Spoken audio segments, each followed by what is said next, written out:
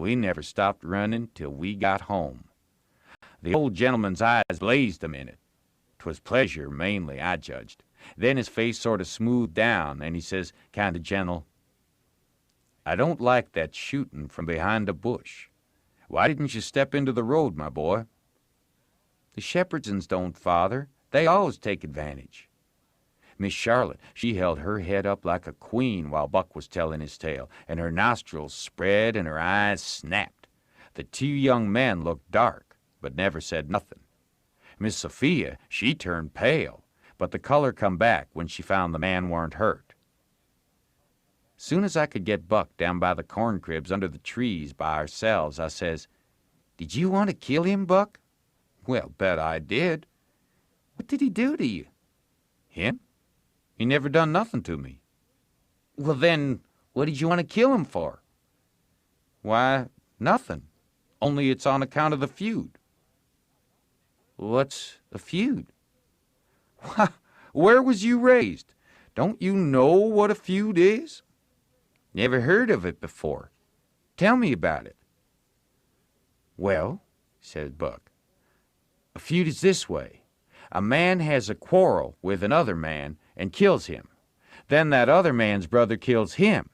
Then the other brothers, on both sides, goes for one another. Then the cousins chip in, and by, everybody's killed off, and there ain't no more feud. But it's kind of slow and takes a long time.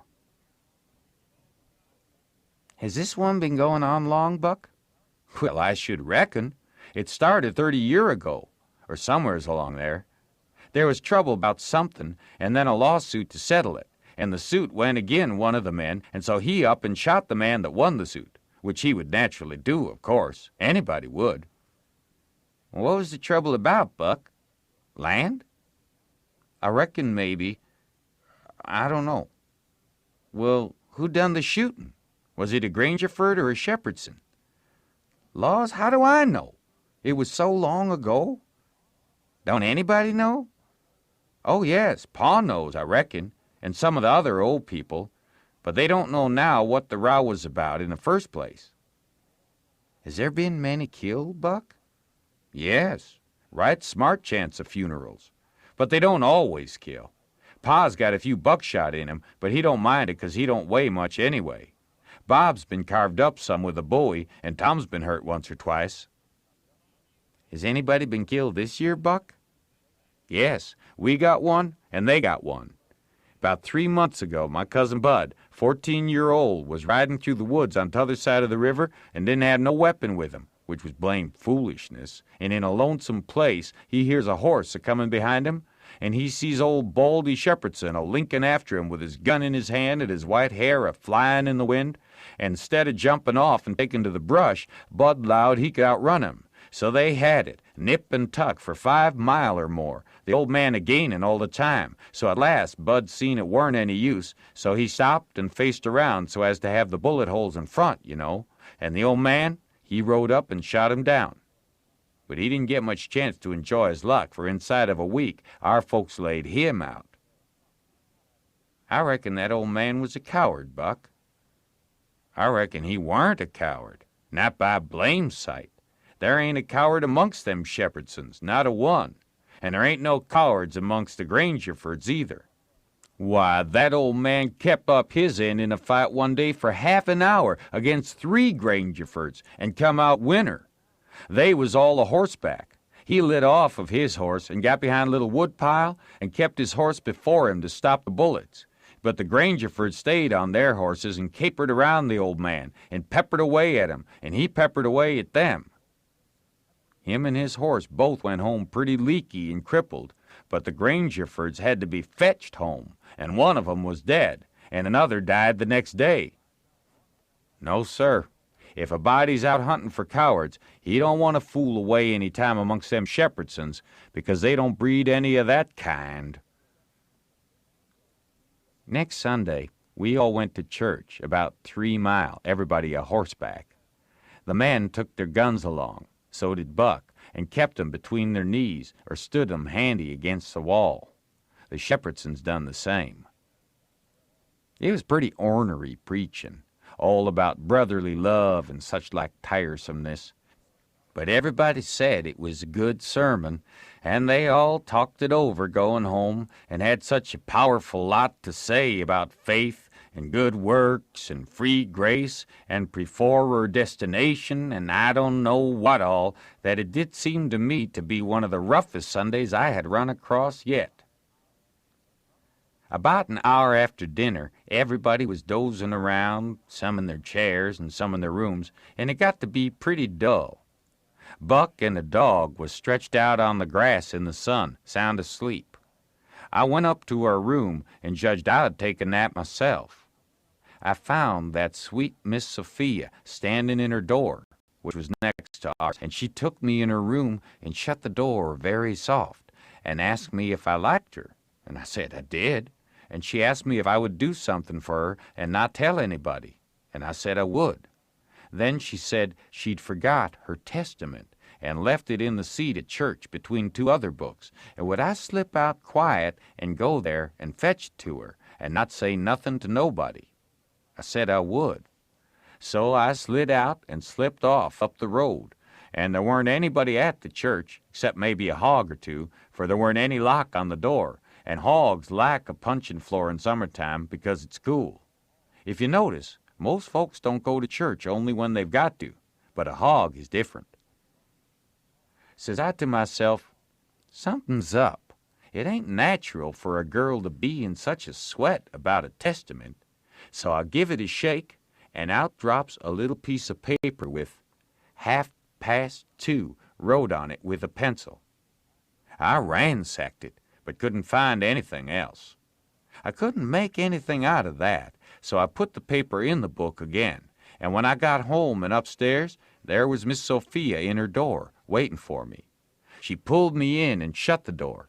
Then she looked in the Testament till she found the paper, and as soon as she read it, she looked glad, and before her body could think, she grabbed me and give me a squeeze and said I was the best boy in the world and not to tell anybody. She was mighty red in the face for a minute, and her eyes lighted up, and you made her powerful pretty. I was a good deal astonished, but when I got my breath, I asked her what the paper was about, and she asked me if I had read it, and I said no, and she asked me if I could read writing, and I told her no, only coarse hand, and then she said the paper weren't anything but a bookmark to keep her place, and I might go and play now. I went off down to the river, studying over this thing, and pretty soon I noticed that my nigger was following along behind. When we was out of sight of the house, he looked back and around a second, and then comes a-running and says, "Mas George, if you'll all come into the swamp, I'll show you a whole stack of water moccasins." Thinks I, that's mighty curious. He said that yesterday. He oughter know a body don't love water moccasins enough to go around hunting for 'em. What is he up to anyways? So I says, all right, trot ahead. I followed a half a mile. Then he struck out over the swamp and waded ankle deep as much as another half mile. We come to a little flat piece of land which was dry and very thick with trees and bushes and vines, and he says, "You shove right in there just a few steps, Mas George. That's where they is. I seed 'em before. I don't care to see 'em no more." Then he slopped right along and went away, and pretty soon the trees hid him. I poked into the place a ways and come to a little open patch as big as a bedroom, all hung around with vines, and found a man laying there asleep. And by jings, it was my old Jim. I waked him up, and I reckoned it was going to be a grand surprise to him to see me again, but it weren't. He nearly cried, he was so glad, but he weren't surprised. Said he swum along behind me that night and heard me yell every time, but dasn't answer because he didn't want nobody to pick him up and take him into slavery again. Says he, "I got hurt a little and couldn't swim fast, so I was a considerable ways behind you towards the last. When you landed, I reckoned I could catch up with you on the land without having to shout at you, but when I see that house, I begin to go slow. I was too far off to hear what they say to you. I was afraid of the dogs. But when it was all quiet again, I knowed you was in the house, so I struck out for the woods to wait for day. Early in the morning, some of the niggers come along, gone to the fields, and they took me and showed me this place, where the dogs can't track me on accounts of the water, and they brings me truck to eat every night, and tells me how you's a getting along. Well, why didn't you tell my Jack to fetch me here sooner, Jim? Well, 'twan't no use to disturb you, Huck, till we could do something. But we's all right now. I been a-buying pots and pans and victuals, as I got a chance, and a-patching up the raft nights when— What raft, Jim? Our old raft. You mean to say our old raft weren't smashed all to flinders? No, she wa'n't.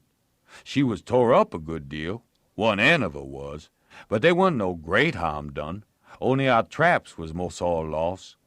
If we hadn't dived so deep and swum so far under water, and the night hadn't been so dark, and we weren't so scared, and been such punkin heads, as the sayin' is, we'd 'a' seed the raft. But it's just as well we didn't, 'cause now she's all fixed up again, most as good as new, and we's got a new lot of stuff in the place of what is lost. Why, how did you get hold of the raft again, Jim? Did you catch her? How's I gwine to catch her, and I out in the woods? No. Some of the niggers found her ketched on a snag along here in the bend, and they hid her in a crick mongst the willows, and they was so much jawin' about which on 'em she belonged to the most that I come to hear about it pretty soon. So I ups and settles the trouble by tellin' 'em she don't belong to none of 'em but to you and me. And I asked 'em if they're going to grab a young white gentleman's property and get a hiding for it. Then I give 'em 10 cents apiece, and they is mighty well satisfied, and wish some more rafts would come along and make 'em rich again. They's mighty good to me, these niggers is, and whatever I wants 'em to do for me, I don't have to ask 'em twice, honey. That Jack's a good nigger, and pretty smart. Yes, he is. He ain't ever told me you was here. Told me to come, and he'd show me a lot of water moccasins. If anything happens he ain't mixed up in it, he can say he never seen us together, and it'll be the truth. I don't want to talk much about the next day. I reckon I'll cut it pretty short. I waked up about dawn and was a-going to turn over and go to sleep again when I noticed how still it was. Didn't seem to be anybody stirring. That weren't usual. Next, I noticed that Buck was up and gone. Well, I gets up, a-wonderin', and goes downstairs. Nobody around. Everything is still as a mouse. Just the same outside. Thinks I, what does it mean? Down by the woodpile, I comes across my Jack and says, "What's it all about?" Says he, "Don't you know, Mas George?" "No," says I don't. Well then, Miss Sophia's run off. Deed she has. She run off in the night sometime. Nobody don't know just when. Run off to get married to that young Honey Shepherdson, you know. Leastways, so they spec. The family found it out about half hour ago, maybe a little more, and I tell you, they weren't no time lost. Sich another hurrying up guns and horses you never see. The women folks is gone for to stir up the relations, and oh my soul, and the boys took their guns and rode up the river road for to try to catch that young man and kill him, for he can get across the river with Miss Sophia. I reckon they's going to be mighty rough times. Buck went off without waking me up. Well, I reckon he did.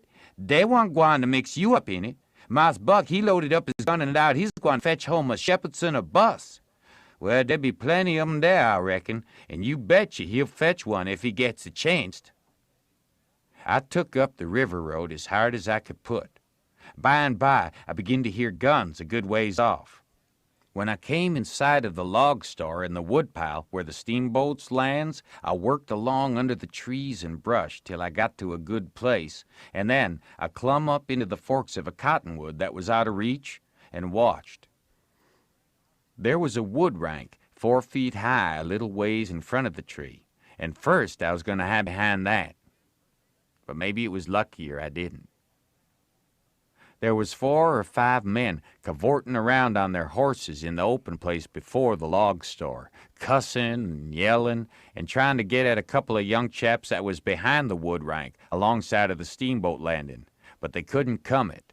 Every time one of them showed himself on the riverside of the woodpile, he got shot at. The 2 boys was squatting back to back behind the pile so they could watch both ways. By and by, the men stopped cavorting around and yelling. They started riding towards the store. Then up gets one of the boys, draws a steady bead over the wood rank, and drops one of them out of his saddle. All the men jumped off of their horses and grabbed the hurt one and started to carry him to the store. And that minute, the 2 boys started on the run. They got halfway to the tree I was in before the men noticed. Then the men see 'em and jumped on their horses and took out after 'em. They gained on the boys, but it didn't do no good. The boys had too good a start. They got to the woodpile that was in front of my tree and slipped in behind it, and so they had the bulge on the men again. One of the boys was Buck, and the other was a slim young chap about 19 years old. The men ripped around a while and then rode away. As soon as they was out of sight, I sung out to Buck and told him. He didn't know what to make of my voice coming out of the tree at first. He is awful surprised. He told me to watch out sharp and let him know when the men come in sight again. Said they was up to some devilment or other, wouldn't be gone long. I wished I was out of that tree, but I dasn't come down. Buck begun to cry and rip, and vowed that him and his cousin Joe, that was the other young chap, would make up for this day yet. He said his father and his 2 brothers was killed, and 2 or 3 of the enemy. Said the Shepherdsons laid for them in ambush. Buck said his father and brothers ought to waited for their relations. The Shepherdsons was too strong for 'em. I asked him what was become of young Harney and Miss Sophia. He said they'd got across the river and was safe. I was glad of that. But the way Buck did take on because he didn't manage to kill Harney that day he shot at him, I ain't ever heard anything like it. All of a sudden, bang, bang, bang goes 3 or 4 guns. The men had slipped round through the woods and come in from behind without their horses. The boys jumped for the river, both of 'em hurt, and as they swum down the current, the men run along the bank shooting at 'em and singing out, "Kill 'em! Kill 'em!" It made me so sick, I almost fell out of the tree. I ain't going to tell all that happened. It'd make me sick again if I was to do that. I wished I hadn't ever come ashore that night to see such things. I ain't ever going to get shut of 'em. Lots of times I dream about 'em. I stayed in the tree till it begun to get dark, afraid to come down. Sometimes I heard guns away off in the woods, and twice I seen little gangs of men gallop past the log store with guns, so I reckoned the trouble was still a-going on. I was mighty downhearted, so I made up my mind I wouldn't ever go near that house again, because I reckoned I was to blame somehow. I judged that that piece of paper meant that Miss Sophia was to meet Harney somewheres at 2:30 and run off. And I judged I ought to told her father about that paper and the curious way she acted, and then maybe he would have locked her up and this awful mess wouldn't ever happened. When I got down out of the tree, I crept along the riverbank a piece and found the 2 bodies lying in the edge of the water and tugged at 'em till I got 'em ashore. Then I covered up their faces and got away as quick as I could. I cried a little when I was covering up Buck's face, for he was mighty good to me.